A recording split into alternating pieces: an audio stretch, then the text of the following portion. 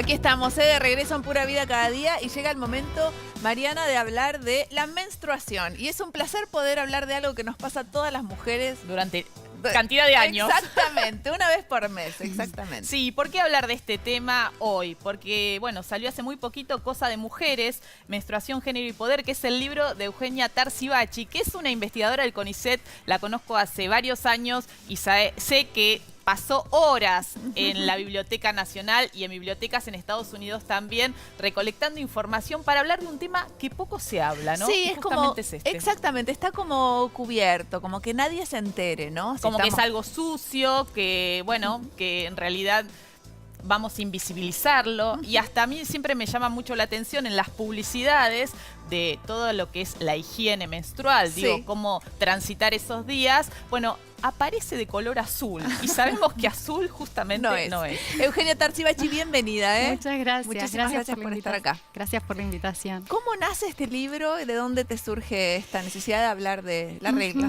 Bueno, en principio yo venía trabajando en investigación en políticas públicas sobre temas de salud sexual y reproductiva y educación sexual integral. Y me llamaba poderosamente la atención que el tema de menstruación fuera un tema omitido. Desde allí, a partir de un viaje a la Biblioteca del Congreso de Estados Unidos, empecé a hacer un rastreo bibliográfico y me encontré con que habían algunas, poquitas, historias culturales sobre la menstruación en ese país. Y bueno, y desde ese momento no pude parar de hacer esta investigación que me llevó, como decía Mariana, muchos años de investigación doctoral y postdoctoral.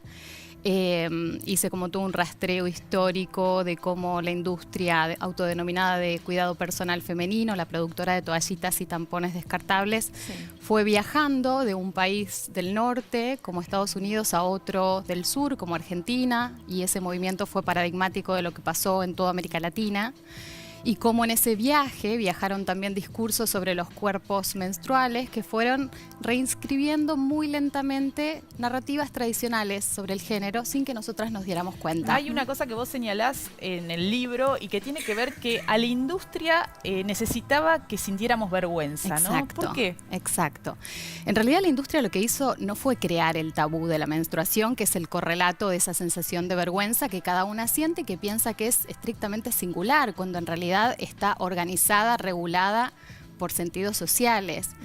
Entonces, básicamente, esa vergüenza, ese tabú de la menstruación, la industria lo retomó, que era algo que estaba en el contexto social, lo retomó, lo usufructuó, lo capitalizó y de esta manera lo fue perpetuando, y al mismo tiempo, como estos productos que tengo acá, el tampón y las toallitas, ocultaron tan bien el cuerpo menstrual, ese tabú también quedó oculto, Nos acordábamos pero vivo. Recién de un comercial que fue uno de los comerciales del comienzo de la carrera de Natalia Oreiro, en donde ella, una adolescente, va con un pantalón blanco caminando y va con mucho miedo caminando y mirando para abajo para que los chicos que estaban sentados en el banco de al lado no se dieran cuenta que ella estaba indispuesta. Exactamente. Digamos, ese era el espíritu de la publicidad. Y que usando esta toallita, ella podía sentirse libre y completamente protegida. Exactamente. En realidad el libro es una invitación a repensar, Karina y Mariana, precisamente esto. Un montón de cuestiones que nos pasan a las mujeres y que les pasaron a otras generaciones de mujeres y que nos parecen completamente naturales y podrían ser de otra manera. Por ejemplo, ¿por qué tenemos tanta vergüenza cuando nos manchamos o manchamos un asiento? Sería lo peor. Eso sería que lo peor, podría tal pasar cual. a cualquier mujer. Pero también otras cosas, chicas. Por ejemplo, ¿por qué no cuestionamos esta cuestión de rechazo tan fuerte de tener sexo durante esos días? ¿Por qué nos vendieron protección femenina? ¿Protección de qué? Si es algo natural. ¿Qué es pasa algo en otras natural. culturas? Estaba pensando ahora, ¿no? En la cultura urbana, lo que conocemos, occidental, bueno, se requiere de estas toallitas o de los tampones para transitar esos días. ¿Qué pasa? Ahora, bueno, la copa menstrual aparece como un nuevo dispositivo más natural, ecológico, más barato, ¿no? También. Sí. Ahora, ¿qué pasa en otras culturas donde cómo se tramitan esos días? Bueno, hay una variedad en el globo muy grande, digamos, de gestionar la menstruación y también de vivir esa experiencia. Lo que te puedo decir es que en países, por ejemplo, los africanos, donde la industria de femcare no llegó, y las nenas y las mujeres todavía siguen gestionando las menstruaciones con productos reusables como los que usaban nuestras abuelitas. Los trapos, ¿no? Los trapos eran retazos de telas sobrantes Sí. o de toallas. Cuando aparecía el algodón le ponían un poquito de algodón en el medio. Todo eso implica para muchas nenas y mujeres relavar, Sí. esconder de la mirada de los varones Y muy es bien. incómodo también, Es ¿no? incómodo, falla. Entonces, por ejemplo, algo que ocurre en las niñas de países africanos es que muchas no van a la escuela, se ausentan, a veces dejan la escuela porque no tienen cómo ocultar la menstruación. Bárbaro, claro. Con lo cual también hoy este es un tema que se está colocando dentro de la agenda internacional de derechos humanos, que buscan, digamos, sociedades más equitativas en términos del género, para, bueno, proveer algunas tecnologías que hagan digna esa experiencia menstrual. Invitamos acá a las chicas de Menstruación, Sí. Esta campaña que justamente busca poner en discusión que el Estado pueda brindar a mujeres en determinadas situaciones, ya sean las más vulnerables o las que están en situación de encierro, en una cárcel, por ejemplo, también las toallitas o la higiene menstrual que no entra en el paquete de lo que Exacto. brinda el En Estado, una mujer ¿no? que está presa, ¿no? ¿No les dan? No les dan. Ahí no, de hecho es como un objeto de cambio. negociación, Exactamente, de mercado negro exactamente. dentro de las Pensá, prisiones. Karina, que tanto en las situaciones de catástrofes sociales está tan invisibilizado que menstruamos. Qué Ha sido bárbaro. ocultado tan bien que el Estado muchas veces brinda pañales para los bebés, pero no entrega toallitas o tampones para las mujeres. Entonces, este es otro eje importante. La menstruación fue construida de manera tal, como una cuestión personal, privada, íntima, que parece que es natural que paguemos, por ejemplo, por estos productos, impuestos, como si fueran productos de lujo, cuando en realidad son productos de primera necesidad.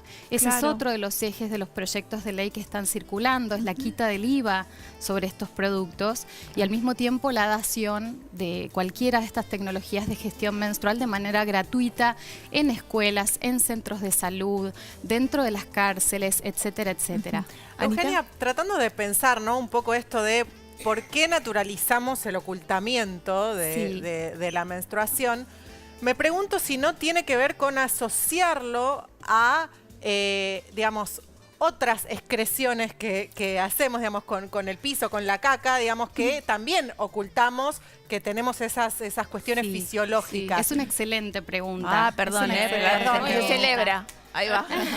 Celebre tranquila, porque es una excelente pregunta. De hecho, la industria nace en un momento a comienzos del siglo pasado, en donde el movimiento civilizatorio de los cuerpos era normalizarlos, era higienizarlos, la venta de jabones, de dentífricos, de todos estos productos para la higiene del cuerpo, fueron, digamos, un clásico de comienzos del siglo pasado. En ese marco se incorporan, digamos, estas tecnologías. Ahora, entra dentro del fluido de fluidos corporales y Sí. control y vigilancia de esos fluidos corporales. Ahora, la diferencia entre la menstruación y, por ejemplo, la caca o el pis es que además de ser algo que únicamente nos pasa a las mujeres, y es llamativo que sobre eso haya tanto estigma, Sí. por un lado, Sí. por otro lado, esto es un proceso fisiológico involuntario del cuerpo. A diferencia de lo que pasa con el pis y la caca, que por ejemplo se puede retener, obviamente no de manera indefinida, Claro, pero un la par de menstruación minutos sí. nos ocurre. No, o sea, sí. no podemos hacer nada con eso, nos ocurre.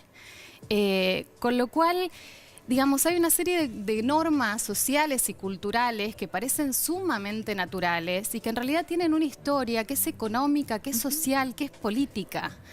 Ahora, ¿cómo podemos hacer las personas comunes y corrientes para cambiar un poco esto, Sí. para meterle un poco de luz a este tema? ¿Cómo hacemos? Mira, el libro en principio es una invitación a deconstruir un montón de sentidos que carga la experiencia de menstruar que no tienen nada de natural, Karina, que son completamente construcciones. En la medida en que son construcciones, nosotras, mientras somos conscientes de eso, podemos ir haciendo otras cosas. El tema es cuando esto sigue tapado, sigue velado, con lo cual no podemos maniobrar porque nos parece natural, respondemos automáticamente. ¿Y por qué sería Ante importante desarmar ese tabú? Básicamente porque si pensamos, y es algo que voy señalando en el libro y lo intento hacer de la manera más fácil posible, lo que hubo detrás del cuerpo ideal que la industria fue como vendiéndonos, Sí. es el cuerpo amenstrual masculino. Entonces, lo que hay ¿Qué por es eso? detrás... ¿A qué es? Sí, ¿qué es? Estos productos armaron un cuerpo que parecía ser hermético. Hermético en el sentido de que era muy eficiente la ocultación de la menstruación. Lo hacíamos muy bien. Lo hacen muy bien, los protectores lo Ah, hacen muy bien. ok. Nos protegen tan bien que nos permiten Nadie se da simular cuenta. ser amenstruales, pero siendo menstruales. La industria también trabajó, sobre todo a través de los materiales educativos para las más jovencitas, Sí. a través de un ideal de cuerpo que es el menstrual, porque pone en el horizonte la maternidad. El cuerpo menstrual indica fertilidad de alguna Sí. manera. Con lo cual, diría que hay que cambiarlo porque no está nuestro cuerpo, digamos, presentado como un cuerpo que también puede ser ideal y que también lo es, que es un cuerpo normal, simplemente que menstrua. Fantástico. Entonces, en primera instancia, nosotras ya estamos poniendo el tema, echando un poco de luz sobre este tema. Te felicitamos. Cosa de Mujeres, Menstruación, Género y Poder. Eugenia, gracias por haber venido. Un placer. Y genial, gracias por también poner en agenda este tema, ¿no? Muchísimas Muy interesante. gracias. Gracias. Vamos a hacer un corte, Mariana. Dale. Enseguida volvemos. Y me cambié el peinado, me vestí de reina, me puse zapatos, me sentí una estrella y caminé hacia la puerta y te escuché. En Provincia ART, nuestro trabajo es protegerte en el tuyo.